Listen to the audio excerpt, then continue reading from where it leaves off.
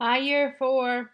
Marley's not joining me today because he's too busy playing with his stuffed llama. But that's okay, I don't care because this is a really fantastic chapter. It starts off with this really good illustration at the bottom, and it's called The Cave. The giant ran on, but now a curious change took place in his way of running. He seemed to go on into a higher gear. Faster and faster he went, and soon he was travelling at such speed that the landscape became blurred.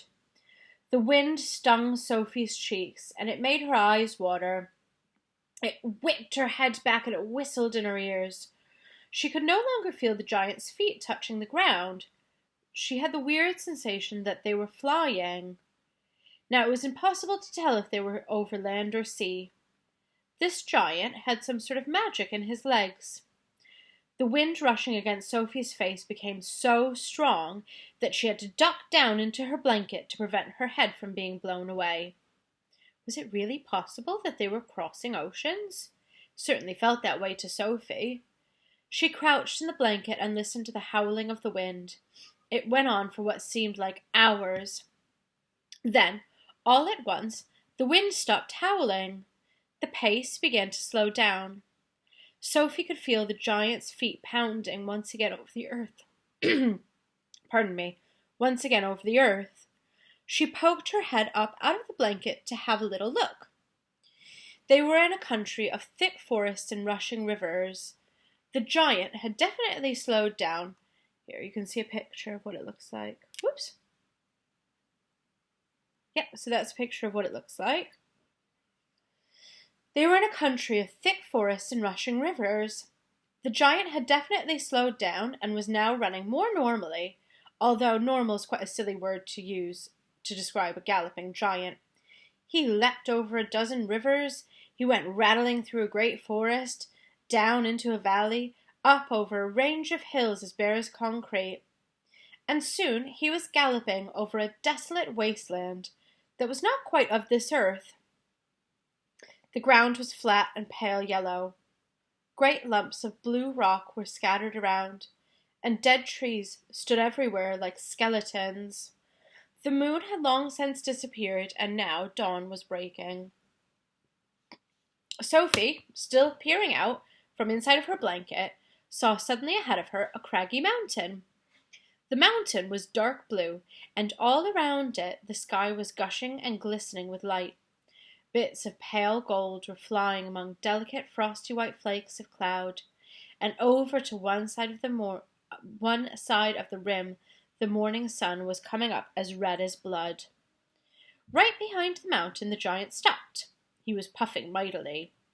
His great chest was heaving in and out, and he paused to catch his breath.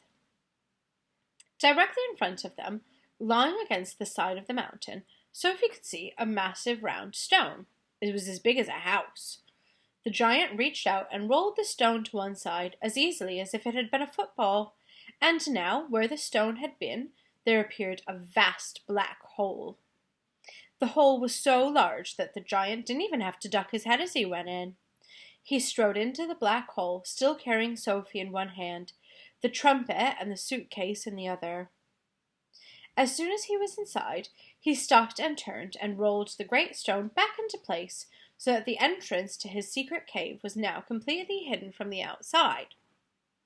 Now that the entrance had been sealed back up, there was not a glint of light inside the cave. Everything was black. Sophie felt herself being lowered to the ground. Then the giant let go of the blanket completely. His footsteps moved away. Sophie sat there in the dark, shivering with fear. He's getting ready to eat me, she told herself. He'll probably eat me raw, just as I am. Or perhaps he'll boil me first. Or maybe he'll have me fried. He'll drop me like a rasher of bacon into some sort of gigantic frying pan sizzling with fat. A blaze of light suddenly lit up the whole place. Sophie blinked and stared. She saw an enormous cavern with a rocky high roof. The walls of either side were lined with shelves, and on those shelves stood row upon row of glass jars. There were jars everywhere. They were piled up in all the corners, and they filled every nook and cranny of the cave. In the middle of the floor there was a table 12 feet high and a chair to match.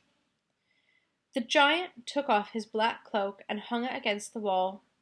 Sophie saw that under his cloak he was wearing a sort of collarless shirt and a dirty old leather waistcoat that didn't seem to have any buttons.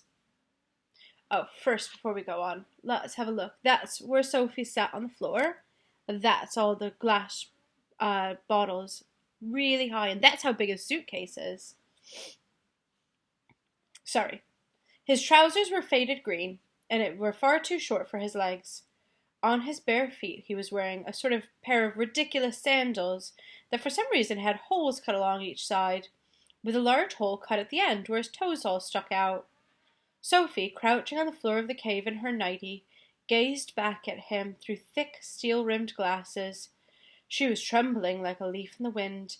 A finger of ice was running up and down the length of her spine. "Ha!" shouted the giant, walking forward and rubbing his hands together. "What has we got us here?" His booming voice rolled around the walls of the cave like bursts of thunder.